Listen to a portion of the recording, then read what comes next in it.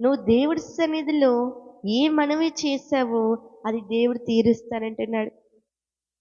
నేను చేస్తాను, నువ్వు చేసిన మనవి అంతా ఏం చేస్తానంటున్నాడు, నీకు చేసేదను. నువ్వు భయపడాల్సిన అవసరం లేదు. ఇంతగా నేను కన్నీరు కాచి ప్రార్థన చేస్తున్న దేవుడి సన్నిధిలో నాకు జవాబు రావట్లేదని భయపడుతున్నావా నువ్వు ఈ రోజున?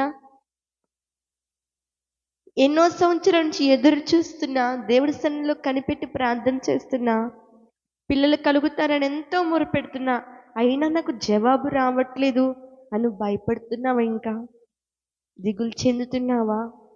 బాధపడు మాకు. నీ మనవి ఆయన ఆలకించాడు.